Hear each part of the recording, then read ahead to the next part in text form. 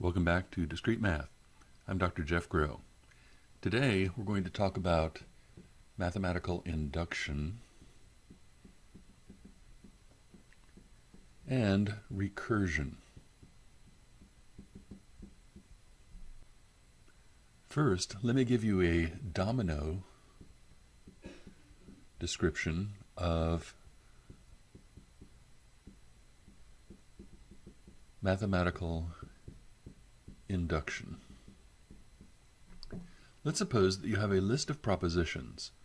Proposition 1, Proposition 2, Proposition 3, and let's suppose that this list is not finite. This goes on and on and on forever. And you would like to prove that each of these propositions is true.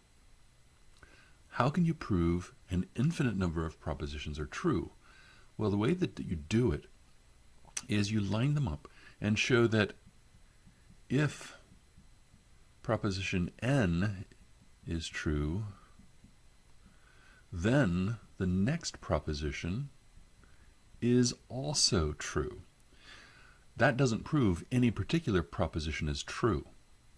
It only shows that if a proposition is true, then the next one is.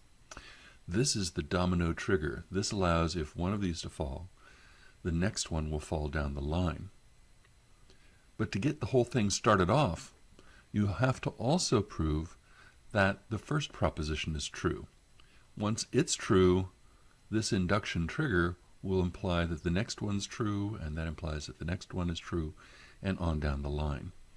So this is how mathematical induction is pictured and how it works. So let me outline the steps for math induction. 1. Show the first proposition is true. 2.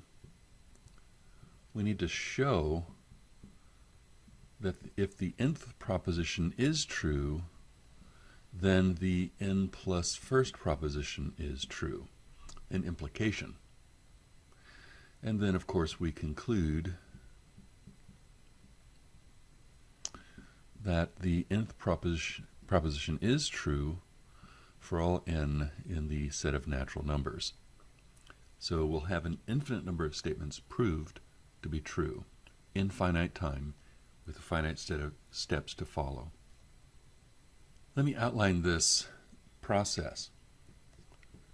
P of 1 has to be true, and for all n in the set of natural numbers,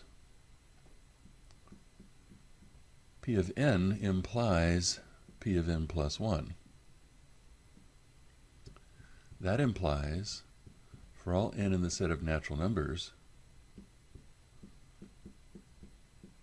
P of n. So that these steps are clearly in your mind, let's go through some examples. I want to show that the sum, as let's say k goes from 1 to n of k. What does this represent? This represents when k is 1, you get 1. Sigma stands for sum, so you add, then you increment the index k to 2. And this tells you where to stop. So this is just explaining the notation. The thing that we're trying to prove is that for any n, what you get is n times n plus 1 divided by 2. This is the famous formula that was discovered by the 9-year-old Gauss when he was in grade school. His teacher wanted to give the class a busy piece of work to keep them occupied for a period of time. Add the first numbers 1, 2, 3, and so on, first natural numbers, up to 100. Add them all.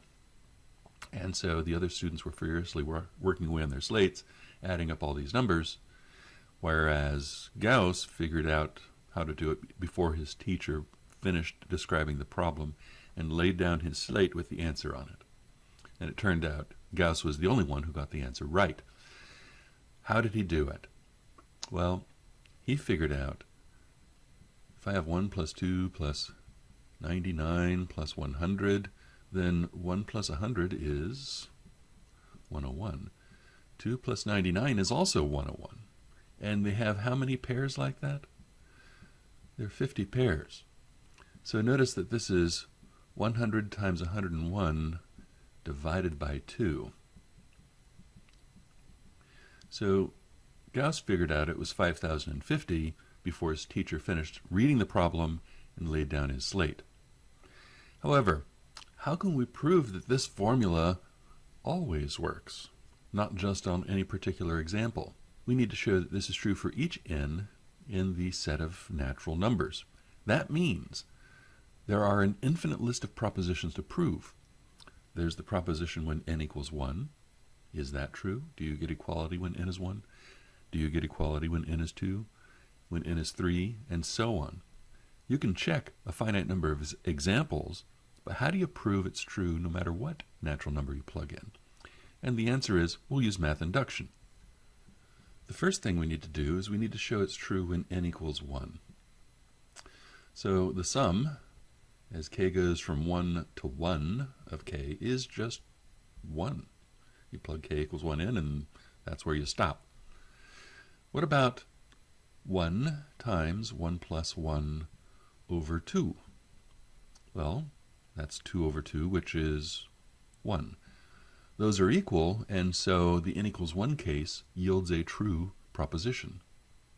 That only proves that one particular instance is true. We need to prove they're all true, so we're going to have to prove that if any particular proposition is true, then the next proposition is also true. On part 2, we want to show that if the sum as k goes from 1, I'm going to use a special notation, n hat equals n hat times n hat plus 1 divided by 2 for some n hat.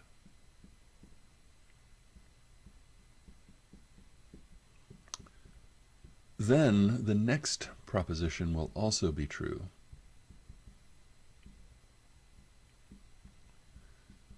And that's when the top is n hat plus 1. You'll replace n hat by n hat plus 1 over here.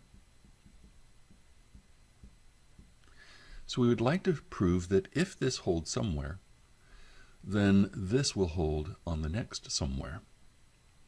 So the assumption that we get to make is that the equation holds true somewhere.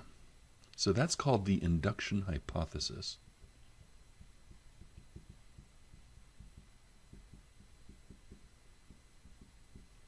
For us here, we're going to assume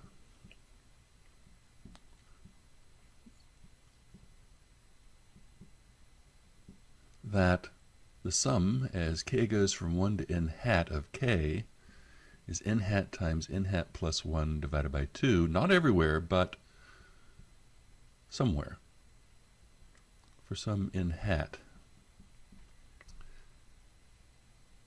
So let's try to prove what we're trying to show, that this second equation holds as a consequence of this equation being true. We get to assume this, and we will use it to prove that this next equation also holds. So I'm going to start on the left-hand side.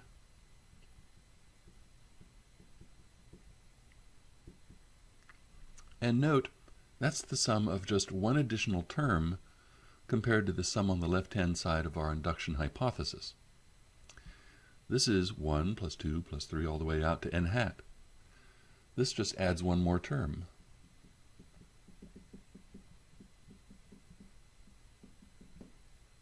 In other words, it's the sum as k goes from 1 to n hat of k plus this one other term. Well, we already know something about this. We've assumed that we get this equality. Here's where we use that. So we're going to continue our chain of equalities up here and replace this with the right-hand side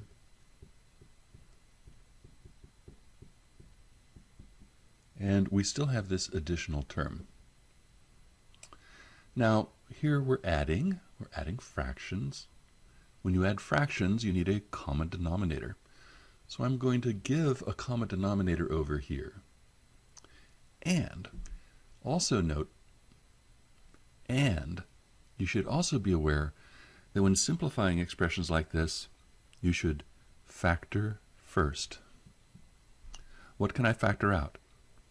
N plus 1 over 2 is common to both terms. So I'll have n hat plus 1 over 2 factored out. What's left over? We've taken n hat plus 1 over 2, so all that's left on the first term is n hat. What's left on the second term? We've taken the n hat plus 1 over 2, all that's left is 2. And so that is n hat plus 1 times n hat plus 2 divided by 2. So part 3, we get to conclude then that the sum as k goes from 1 to n of k is n times n plus 1 divided by 2 for which n? For all n that are elements of the set of natural numbers. That's the end of the proof. Next, I'm going to look at some examples of where we can try to figure out some hypothesis and then prove that hypothesis using math induction. So if I just take 1, I get 1. If I add the first two odd numbers, I get 4, which is 2 squared. If I add 1 plus 3 plus 5, I add 5 to my 4, I get 9, and that's 3 squared. 1 plus 3 plus 5 plus 7, add 7 to my 9 gives me 16, and that's 4 squared. So it looks like when we add up odd natural numbers from 1 to some finite number here, what we get is a perfect square. So let me see if I can write this down as a hypothesis for a theorem that we might be able to prove using math induction. I'm going to write the sum as k goes from 1 to n of, I need odd numbers, so I'm going to do 2k minus 1. Note that when k is equal to 1, I'll start at 1. When k is 2, 4 minus 1 is 3, and so on. So when is this true? Notice that if I'm stopping here at where I get 7, that means 1, 2, 3, 4, n equals 4. 2 times 4 is 8 minus 1. You get 4 squared. We should be getting n squared. Wherever you stop for the index, that's where you square. So is this true? This is my proposed theorem. Keep in mind this represents an equation. Equations are propositions. This is that. May or may not be a true statement. And we get different statements for each n in the set of natural numbers. So can we prove that we get equality for all n? That requires that we prove an infinite number of equations for each different n. We have to show it's true. The only way to do that, as far as we're teaching you now, is math induction. So our proof is by induction. Which kind of induction? Math induction, not scientific induction, which is completely different. So we have our steps. Is it true when n equals 1? Let's look at the sum as k goes from 1 to 1 of 2k minus 1. If I plug in 1, I'll end up with 1. 2 times 1 is 2, minus 1 is 1. What about 1 squared? That's also 1. We get equality here, and so the first proposition, when n equals 1, is true. On step 2, we get to make our induction hypothesis, which is where we assume the formula is true, not everywhere, but somewhere. And that's why I put the little hats on these ends, to emphasize we're not saying it's true everywhere, but for some n hat in the set of natural numbers. Next, I want to write down what it is that I would like to show. I want to show that in the next somewhere, I'll get this next equation. So to prove this equation, I'll start on the left-hand side.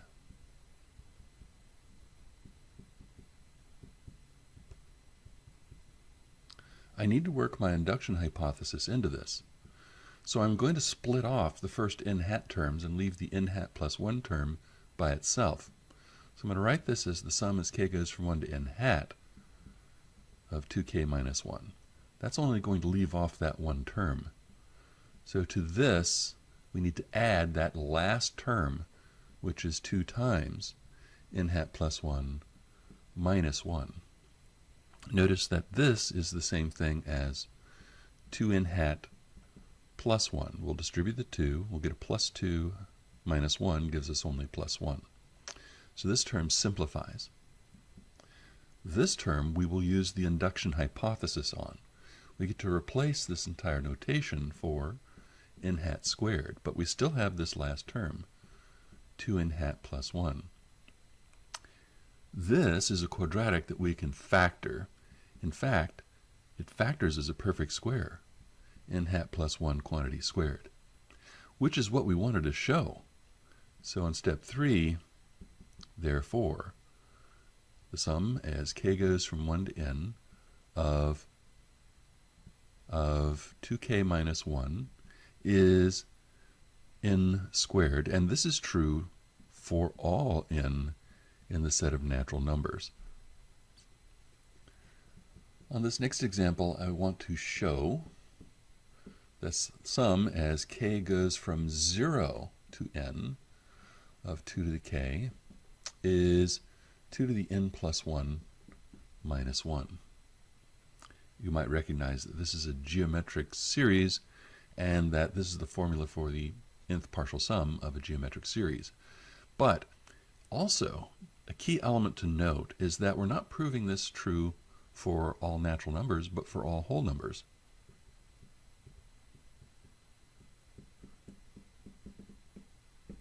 So what allows us to get away throwing in this extra number, 0? The answer is, it's the same principle. We still have that domino principle. As long as you knock over the first domino and you prove that if one falls, the next falls, then they'll all fall. So it really doesn't matter where you begin, as long as it's a subset of the integers that starts with some value and goes through every integer value to the right of that on the number line. So in our proof, we'll start with the n equals 0 case this time. The sum as k goes from 0 to 0 of 2 to the k. Well, when you plug in 0, 2 to the power of 0 is 1. What about 2 to the 0 plus 1 minus 1? Plugging in 0 for n on the right-hand side. That's 2 to the 1, which is 2, minus 1 is 1. Since we get equality, we have a true statement when n equals 0. On part 2, we get to make our induction hypothesis, where we assume the sum as k goes from 0 to n hat of 2 to the k equals 2 to the n hat plus 1 minus 1, not everywhere, but for some n hat.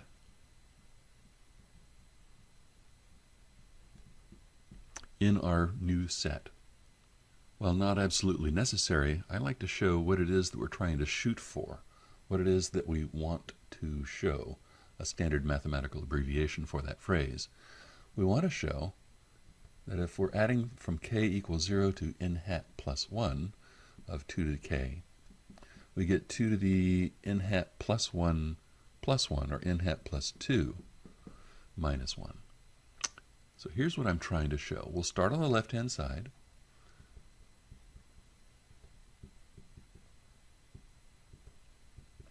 And again, we're going one step further than in the induction hypothesis. So I'm going to split off those first n hat plus 1 terms and add that last term on, the last term when k is n hat plus 1.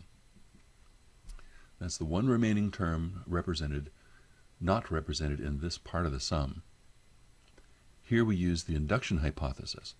We get to assume that this is that.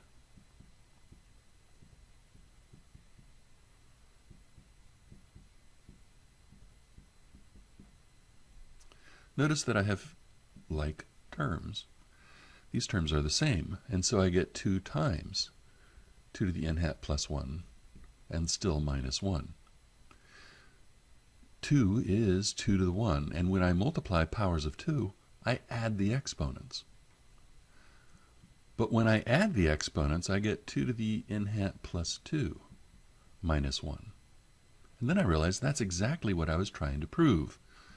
So, therefore, the sum as k goes from 0 to n of 2 to the k is 2 to the n plus 1 minus 1 for all n in the set 0, 1, 2, and so on, which we often write as the whole numbers, a big W here.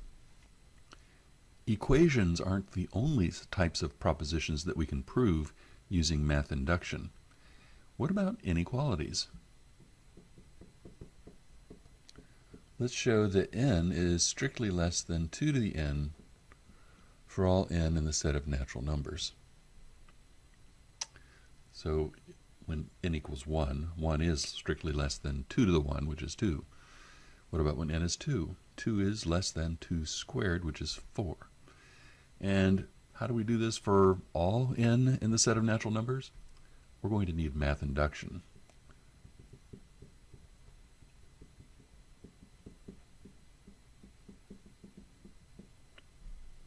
So what about the n equals 1 case?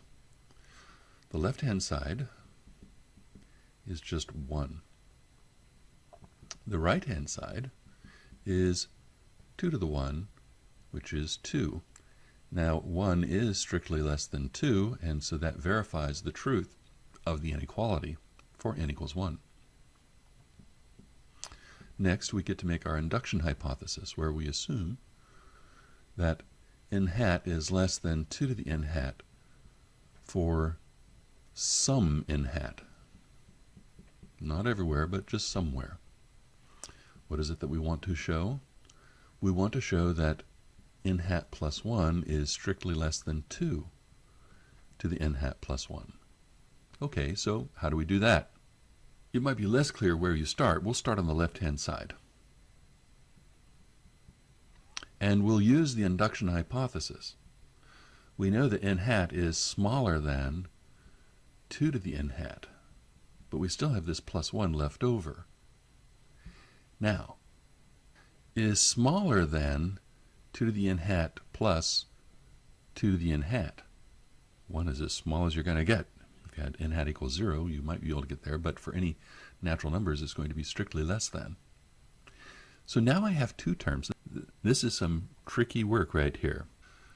There's no obvious way to know that you're supposed to add 2 to the n hat. You gain these abilities to solve these problems by experience, by working a few of these. And then you see kind of how the game is played. Now, I have two terms that are the same, so I get 2 times 2 to the n hat. And now we have this one extra power, that's 2 to the n hat plus 1, and that gives us, step 3, the truth of the inequality for all n in the set of natural numbers. And that's the end of the proof. In our next example, I want to prove that 2 to the n is strictly less than n factorial, but this is not true always. I want to prove it's true for n greater than or equal to 4 in the set of natural numbers. You can see, for instance, that this statement is false when n is 0. 2 to the 0 is 1. That is not strictly less than 0 factorial, which is also 1, because no number is strictly less than itself. You can see also when you plug in 1, 2 to the 1 is 2. 1 factorial is 1. The inequality is false for n equals 1. We only want to prove it's true for n greater than or equal to 4. So, in our proof, we'll start with n equals 4. That's our first domino in this case. And so is 2 to the 4, which is 16, how does that relate to 4 factorial, which is 4 times 3 times 2 times 1? Well, let's see, 4 times 6, that's 24. And we get 16 is strictly less than 24, so the inequality is true for n equals 4. So we get to assume that 2 to the n hat is strictly less than n hat factorial for some n hat in the set of natural numbers n hat greater than or equal to 4.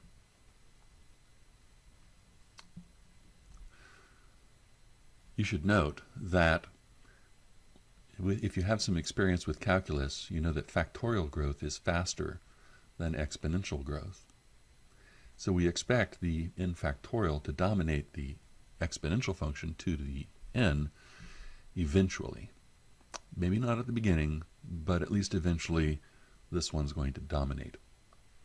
So we're going to assume this is true somewhere. We want to show that it's true at the next somewhere. By the way, the parentheses here are necessary because of the order of operations agreement. Each new operation has highest priority, so the factorial takes precedence over the addition unless you put those parentheses there. So this is necessary. So to prove this, we'll start on the left-hand side. We want to reduce this to something involving 2 to the n hat. So I should rewrite this as 2 times 2 to the n hat, and then use which is less than 2 times n hat factorial. But wait a minute. 2 is going to be smaller than the n hat that we chose, and it'll be smaller than the next n hat. 2 is smaller than n hat plus 1 because n hat is bigger than 4. So we have this n hat plus 1 times n hat factorial. Remember what this means.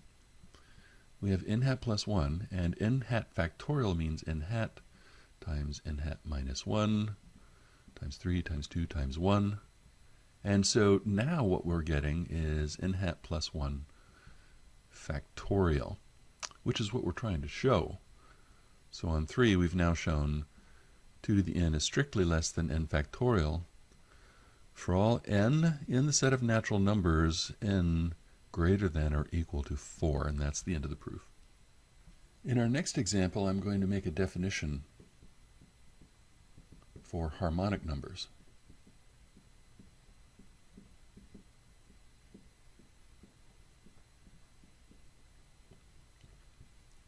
I'll have a notation h sub n, and that's going to be the nth partial sum of your harmonic series.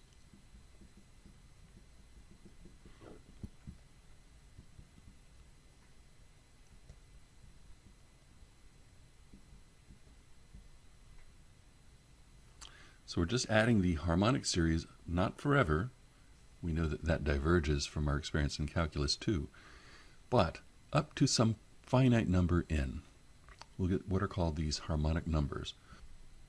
What we'd like to show is that harmonic numbers of the form h sub 2 to the n is greater than or equal to 1 plus n divided by 2.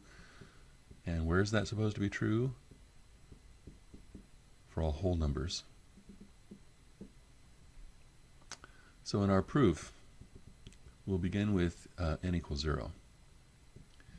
h2 to the 0 is h1, which is the first term in the harmonic series. You only get one term, so that's where you stop. What about the right-hand side?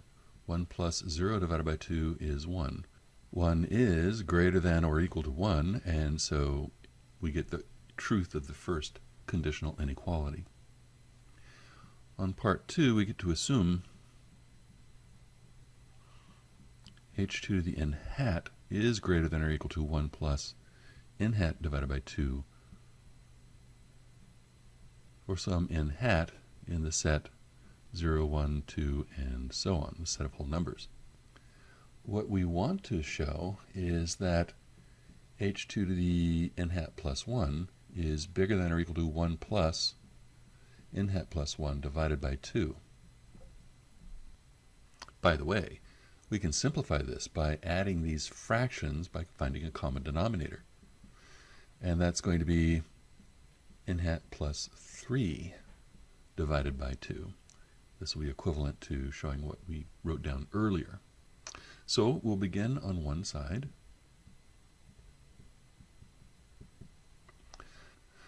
So this actually involves quite a lot of numbers beyond h2 to the n hat.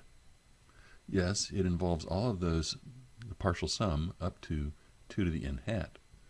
But beyond that, we're going to have 1 over 2 to the n hat plus 1, 1 over 2 to the n hat plus 2. Notice these are not in the exponent. This is plus 1 down here. And that's going to go all the way to 1 over 2 to the n hat plus 1 with the plus now in the exponent, which is decidedly different from what we mean here. We have the inequality here. We can apply this induction hypothesis, but we still have all of these other terms.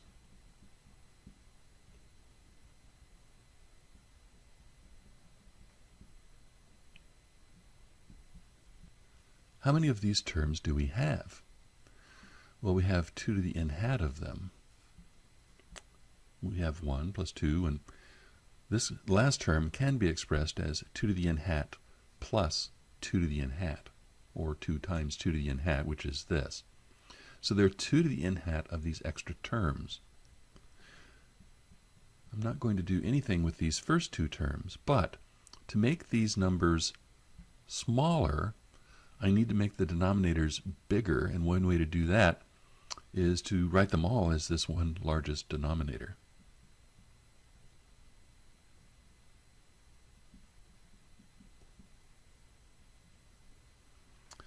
Make them all the same. But there are 2 to the n hat of these. So I can eliminate this sum if I write down how many of them I have. 2 to the n hat. We can simplify this now. This is actually equal to 1 plus n hat over 2 plus, well, when you simplify, you'll get 1/2. These already have a common denominator, and that's what we were trying to show. Step 3, therefore, your harmonic number, h2 to the n, is greater than or equal to 1 plus n divided by 2, for which values of n? For all n in the set of whole numbers. I want to follow the following method for coming at mathematical statements. Exploration, conjecture, and proof. Let's let S be the empty set.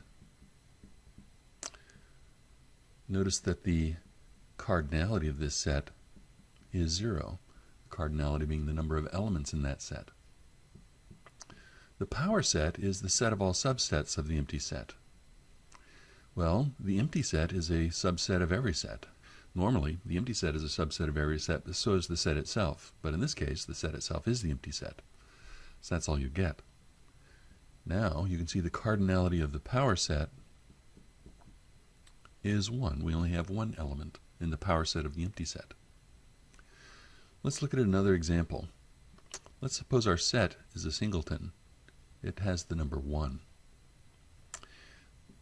The cardinality of this set is 1. Let's look at the power set. The power set will contain the empty set, but it also has the set that contains 1. This will be a subset of the original set. Well, how many elements are in the power set? 1, 2, count them, 2. In our next example, suppose a set has 2 elements, 1 and 2. Cardinality is clearly 2. What about the power set? Well, it contains the empty set, and it contains the set itself, but it also contains all subsets. So it'll contain these singletons in addition to the entire set. So now you can see that the cardinality of the power set is 1, 2, 3, 4. Do you see any kind of looming relationship between the cardinality of a set versus the cardinality of the power set. Let's do one more example. Let's look at the set that contains 3 elements, 1, 2, and 3, so that the cardinality of the set is 3. Let's see if we can figure out what the power set looks like. The power set is the set of all subsets. It includes the empty set, all the singletons, but all of the pairs of elements as well. 1 and 2, 1 and 3, 2 and 3, and it has to contain the set itself, 1, 2, and 3. How many elements does the power set have? 1, 2, 3, 4, 5, 6, 7, 8.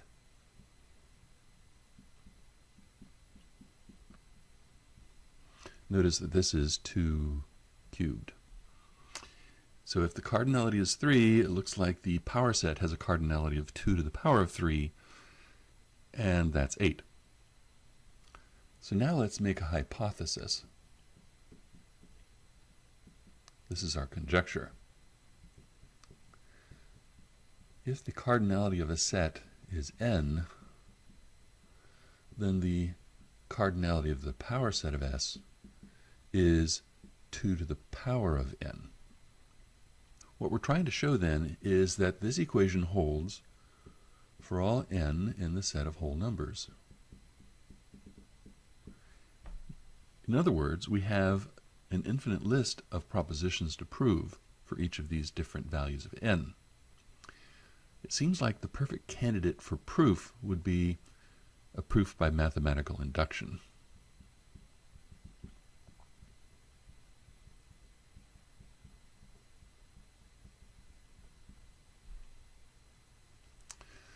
We've already done the n equals 0 case. If there are no elements, then the set has to be the empty set.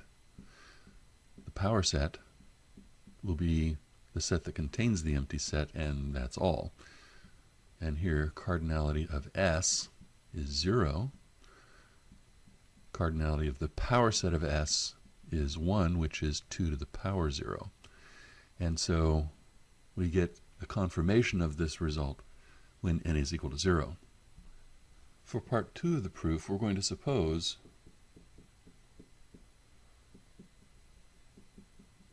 that if the cardinality of some set is n hat, then the cardinality of the power set is 2 to the power of n hat for some n hat element of the set of whole numbers. What we want to show, if the cardinality of S is n hat plus 1, then the cardinality of the power set of S is 2 to the power of n hat plus 1. So we're going to suppose that our set S has n hat plus 1 elements.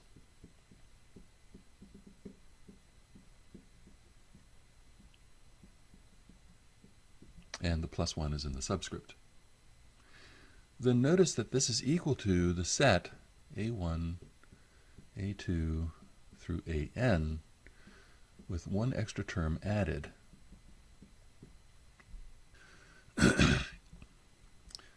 We can call this set S prime.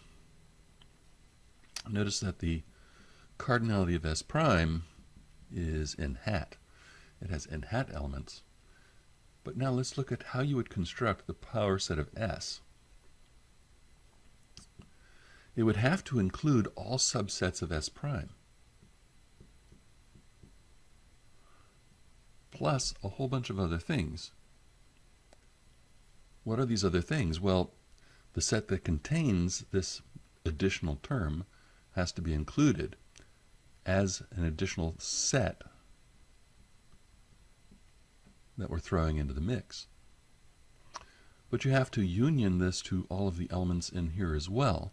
So if we have the singleton involves A1, we have to have the set that contains A1 and AN plus 1. So we're going to have to take unions of all the sets that look like the following. It's going to be A sub k together with A n hat plus 1. all sets with pairs like this.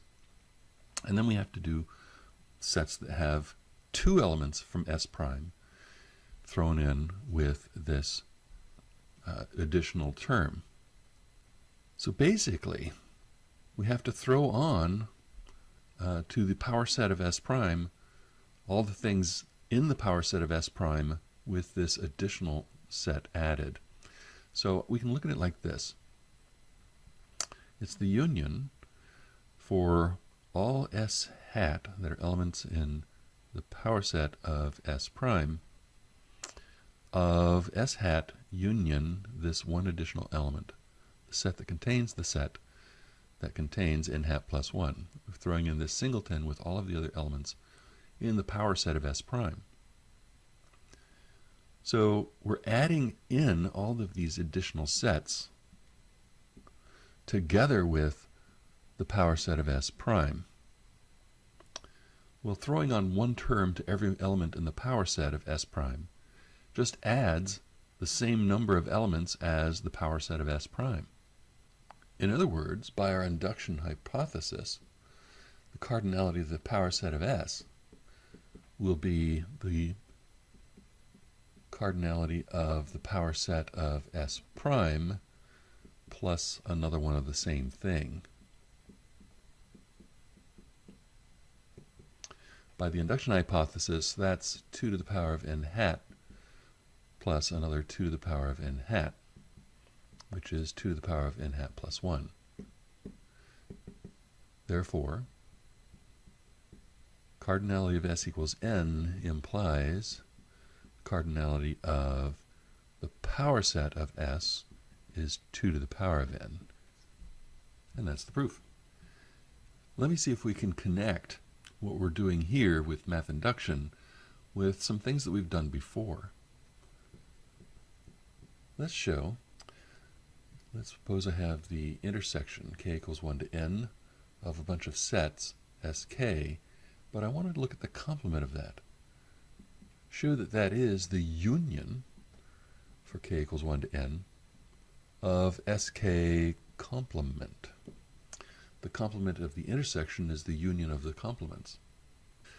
This only makes sense for n from 2 on. That's only where we pick up something interesting. If n equals 1, then it's a trivial statement. So in our proof, we'll note the n equals 2 case. The first step in our proof process is that if we have S1 intersect S2 complement, we get S1 complement union S2 complement. But that's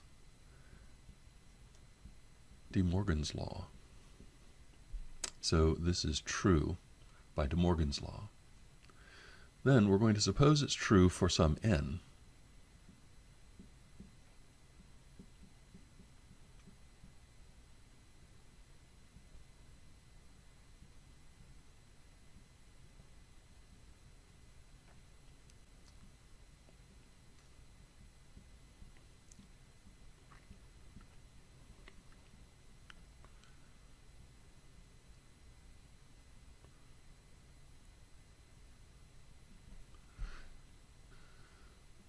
What we'd like to show is that if we have the intersection k equals 1 to n hat plus 1 s sub k complement, you get the union k equals 1 to n hat plus 1 sk complement. So we'll start on the left-hand side.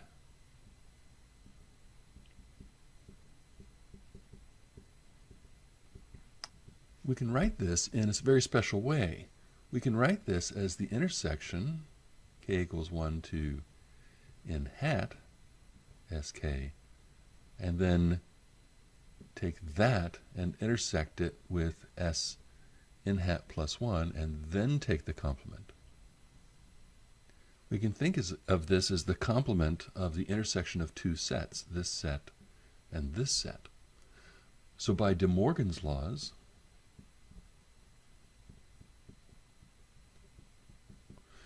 we get equality with the intersection k equals 1 to n hat sk complement union s n hat plus 1 complement.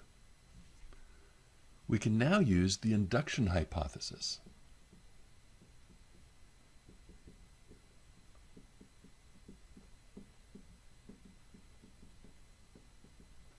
We'll continue our equality by saying that we'll get the union from k equals 1 to n hat of sk complement, and then this goes all on its own, s n hat plus 1 complement. But that is the union as k goes from 1 to n hat plus 1 sk complement, and that's what we wanted to show. So the theorem's over.